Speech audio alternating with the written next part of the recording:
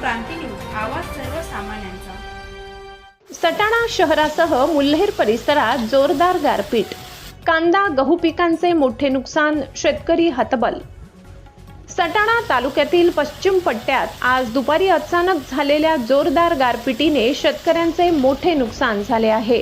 मुल्हेर, दगडपाडा, जामोटी, भीमखेत या परिसरात दुपारी सुमारे 3 ते 3:30 वाजेच्या दरम्यान हवामानात अचानक बदल होऊन गारांचा जोरदार मारा सुरू झाला।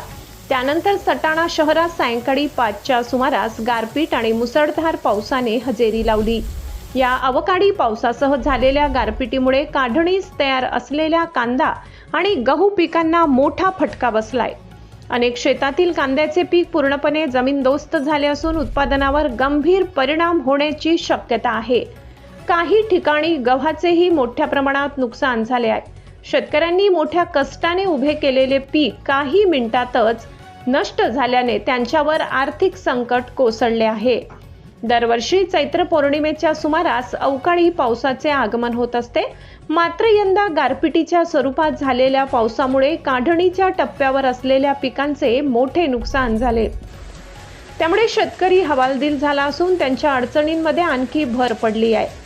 आधीच कर्जबाजारीपणा, वाढलेला उत्पादन खर्च आणि बाजारातील अनिश्चित दर यामुळे शेतकरी संकटात सापडलेला असताना या गारपिटीने त्यांची परिस्थिती अधिकच बिकट केली आहे। परिणामी नुकसानग्रस्त शेतकऱ्यांना तात्काळ मदत देण्याची मागणी जोर धरत आहे। दरम्यान प्रशासनाने त्वरित पंचनामे करून नुकसानग्रस्त भागाचा आढावा घ्यावा आणि शेतकऱ्यांना आर्थिक मदत जाहीर करावी अशी मागणी स्थानिक नागरिक व शेतकरी करत आहेत। अन्यथा या संकटाचा गंभीर परिणाम शेतकऱ्यांच्या आर्थिक स्थितीवर होण्याची भीती व्यक्त केली जात आहे। महाराष्ट्र क्रांती न्यूज साठी वृत्त संकलन विभाग, सटाणा। पावसाचं थैमान मुल्हेर मध्ये आज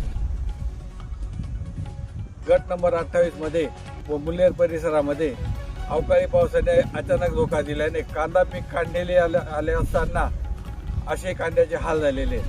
शासनाने त्वरित पंचनामे करावे व उपाययोजना कराव्या ही विनम्र विनंती। अशाच नवनवीन बातम्या पाहण्यासाठी आमच्या महाराष्ट्र क्रांती न्यूज या YouTube चॅनलला लाईक करा, सबस्क्राईब करा आणि बेल आयकॉनला प्रेस करा।